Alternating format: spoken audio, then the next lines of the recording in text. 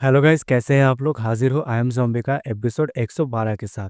तो जैसा कि हमने लास्ट एपिसोड में देखा था, पूरी पूरी प्रिजनर काउंटर पे जाके अर्थ सिविलाइजेशन का जितने भी पॉइंट्स है वो सभी बेट के तौर पे लगाना चाहता था, ताकि वो अर्थ के लिए थोड़ा और स्पेस खरीद सके। तो अब आगे तो एपिसोड के शुरुआत में हम देखते हैं जो डैंडन होती है वो जूस पीते हुए कहती है, इतना बड़ा अमाउंट को बेट के तौर पे यूज़ करना। चलो कोई ना, उस वाइट हेयर वाले बंदों को देखकर लगता नहीं कि वो बंदा किसी भी तरीके से यहाँ पे हारेगा। तभी उधर अरीना में जो अनाउंसर होती है वो कहती है, अभी जो नेक्स्ट चैलेंजर है जो स्टेज में आने वाला है वो मर्चेंट गिल्ड सिविलाइजेशन से है और उसका नाम J4। और हम देखते हैं अपना जॉम्बी वहाँ पे अपियर होता है और हमारा जॉम्बी का नाम यहाँ पे J4 होता है।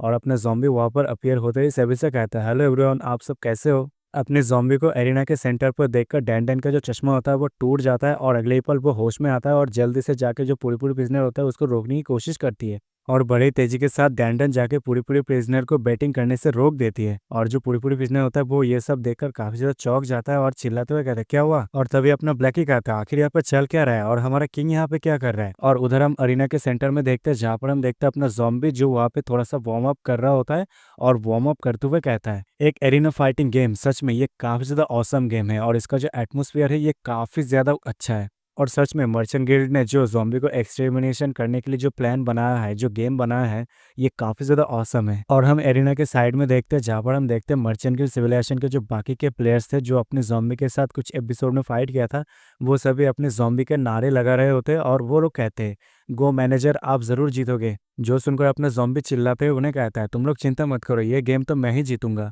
चलो अब शुरू करते हैं इस बैटल को, मुझसे और थोड़ा रुका नहीं जा रहा, मुझे अब इंतजार नहीं हो रहा, मुझे बस फाइट करना है। और इधर फ्यूरी गिल्ड का जो हेड हंटर होता है वो कुर्सी पे बैठते हुए सिगार पीते हुए अपने जॉम्बी को इस तरह से एक्ट करते हुए देखकर वो कहता है, ये इतना ज्यादा केयरफ्री कैसे है। लगता है इस बंदे को कोई भी आइडिया नहीं है इसका लेवल क्या है और उसका ओपोनेंट का लेवल क्या है। सच में ये कोई प्लेयर भी है क्या। आखिर तुमने अपने प्लान में क्या लिखा है जो यहाँ पर हमें समझ में नहीं आ रहा। और वैसे भी तुम्हारे सिविलाइजेशन के लोग उसके लिए चेयर क्यों कर रहे हैं। और हम देखते हैं ये फ्यूरी गिल्ड का head hunter merchant guild civilisation का जो टॉप 1 होता है उससे कहती है। तभी फ्यूरी गिल्ड का बात सुनकर टॉप 2 केयरलेसली गेम खेलते हुए उसे कहती है, ऐसा नहीं है, वो बस एक ही साथ सारे सिविलाइजेशन के साथ चैलेंज करना चाहता है। उसने हमारे नाम को यूज करते हुए इस गेम में पार्टिसिपेट किया है, अगर वो इस गेम को नहीं जीतता तो फिर मैं इमीडिएटली सरेंडर कर दूंगी। तभी टॉप 3 टॉप 1 का बात सुनकर हंसते हुए उसे कहता है, जब से तुमने मुझे कहा है एक्सचेंज के तौर पर एक्ट करने के लिए, लेकिन मुझे माफ करना, वो ऑलरेडी मर चुका है, वो एक डेड मैन है। तभी लेनी बीच में बोल पड़ती है, अगर उसे डिफीट करने की बात है, लगता है नहीं हम यहाँ पे कर पाएंगे, क्योंकि ऑलरेडी सीनियर ब्रदर ने यहाँ पर चीट करना स्टार्ट कर दिया है। और उधर हम एरिना के सेंटर का सीन देखते हैं, जहाँ पर जो हेवनली ग्रैंड मास्टर होता है वो अपने वहाँ पे एक फॉर्मेशन को ओपन कर लेता है, लेकिन अपना ज़ॉम्बी वहाँ पर अभी भी केयरलेसली अपने ऑडियंस को वहाँ पे ग्रीट किए जा रहा होता है।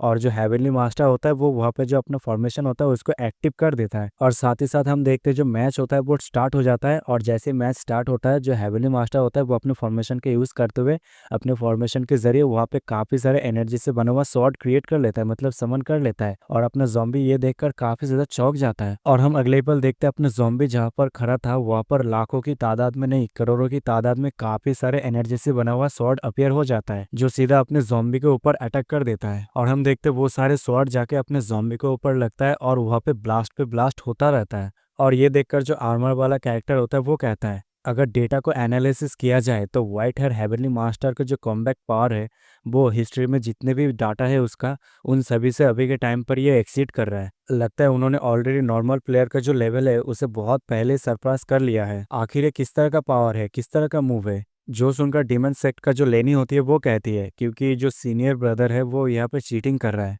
मैं यहाँ पे दावे के साथ कह सकता हूँ कि सीनियर ब्रदर ने यहाँ पर बहुत पहले से ही फॉर्मेशन को सेट करके रखा था फील्ड में। और मुझे लगता है उन्होंने इस एरिना का जो स्पेस है उसके साथ अपने सेक्ट का जो पेस है उसको कनेक्ट करके रखा है। और अभी के टाइम पे वो पूरे के पूरे इमोर्टल सिविलाइजेशन को कंट्रोल कर रहा है, जहाँ पर दिन रात को एक करके कल्टिवेटर्स के द्वारा 30 मिलियन स्वॉर्ड इंटेंट को तैयार किया गया है। तभी हम सीन देखते हैं इमोर्टल सिविलाइजेशन का, जहाँ पर हम देखते हैं आसमान पर एक बहुत बड़ा सा फॉर्मेशन ओपन हुआ होता है जिसके थ्रू काफ़ी सारे स्वॉर्ड एंटर हो रहा होता है।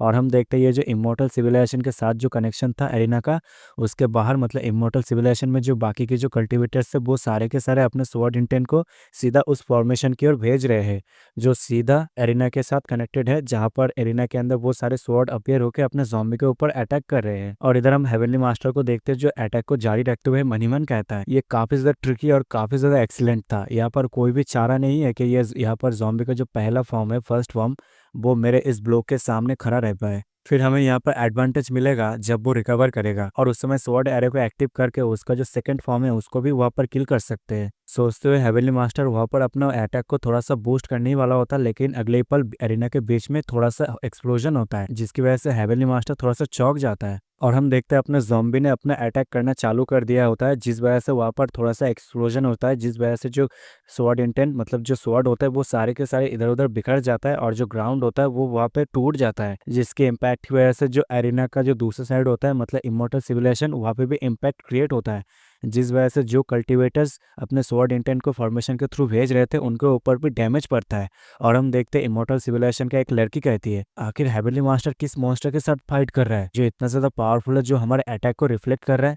तभी एक दूसरा बंदा कहता है, यहाँ पर हो ही नहीं सकता, हमारा जो स्वॉर्ड एरे है वो यहाँ पे टूट चुका है, लेकिन कैसे। और हम देखते हैं यहाँ पर जो अपने ज़ॉम्बी होता है वो अपने सेकंड फॉर्म को एक्टिव कर लिया होता है, sorry my mistake, second form नहीं बल्कि थर्ड फॉर्म, जो हेवनली मास्टर नोटिस करते हुए कहता है, ओ तो तुम यहाँ पर अपने थर्ड फॉर्म को एक्टिव कर रहे हो। तभी अपना ज़ॉम्बी अपने सर के बल हाथ रखते हुए हेवनली मास्टर से कहता है, वेल मुझे रूल में ये सब बताया नहीं गया था कि कैसे फाइट करना है, कि मेरे सारे के सारे फॉर्म के साथ फाइट करना है। मैं यहाँ पर जो प्रॉब्लम्स है, जो ट्रबल्स है, मैं उन सभी को अवॉइड करने की कोशिश कर रहा हूँ, ताकि मैं एक ही झटके में उन सारे मुसीबत को मैं निपटा सकूँ। लेकिन तभी बीच में हेवनली मास्टर अपने ज़ॉम्बी की बात को टोकते हुए अपने ज़ॉम्बी से कहता है, इससे कोई फर्क नहीं पड़ता, मैं जिसने अपने पूरे सिविलाइजेशन का जो स्वॉर्ड इंटेंस है उन सभी को एक जगह पे कंडेंस किया है, और मैं अभी के टाइम पे काफी ज्यादा टेरिफाइंग स्ट्रांग हूँ। कहते हुए हेवनली मास्टर भी वहाँ पे अपना पावर अप करता है, जिस वजह से जो स्वॉर्ड थे मतलब एनर्जी से बना हुआ स्वॉर्ड वो वहाँ पे शेक होने लगता है। और जो हेवनली मास्टर होता है वो अपने ज़ॉम्बी से कहता है, यहाँ पर काफी समय बीत चुका है जब मैंने ये फॉर्म यूज किया था, लेकिन अभी फॉर्म यूज कर रहा हूँ तुम्हारे अगेंस्ट, तो ये मेरे लिए वर्थ इट होगा। अभी मैं तुम्हारे जितने भी प्रीवियस फॉर्म है उन सभी को मैं स्लॉटर करूंगा। कहते हुए हेवनली मास्टर वहाँ पे अपना अपीयरेंस चेंज कर लेता है, जिस वजह से हम देखते हैं जो हेवनली मास्टर होता है वो थोड़ा सा यंग हो गया होता है, और उसके मुंह के ऊपर काफी सारे पैटर्न या टैटू जो भी है वो अपीयर हो जाता है। और हमें बताया जाता है ये हेवनली मास्टर का सीक्रेट आर्ट है जिसका नाम इमोर्टल स्टैंस है। और हेवनली मास्टर का इस तरह का लुक देखकर जो ऑडियंस होते हैं वो काफी सारे बावले हो जाते हैं, मतलब काफी ज्यादा बावला हो जाता है, और हेवनली मास्टर का नारा लगाने लगते हैं।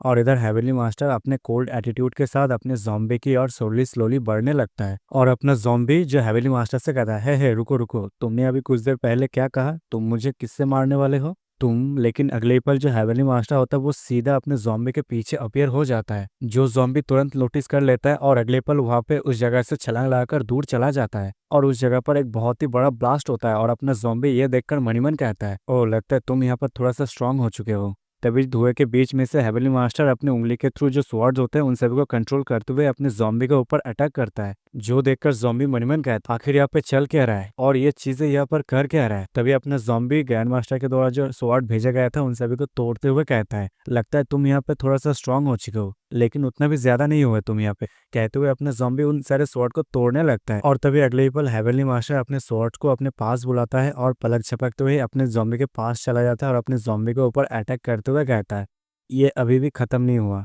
और इसी के साथ इस एपिसोड का एंड यहीं पे कर देते हैं। तो अगले एपिसोड में हम देखेंगे इस फाइट का विनर कौन होता है। तो अगर आपको जानना है तो चैनल को सब्सक्राइब करके बेल आइकन को ऑल पे सेट करके जीरो एक्सप्लेनर यूट्यूब चैनल के साथ जुड़े रहना। तो मिलते हैं अगले वीडियो में, तब तक के लिए सायोनारा।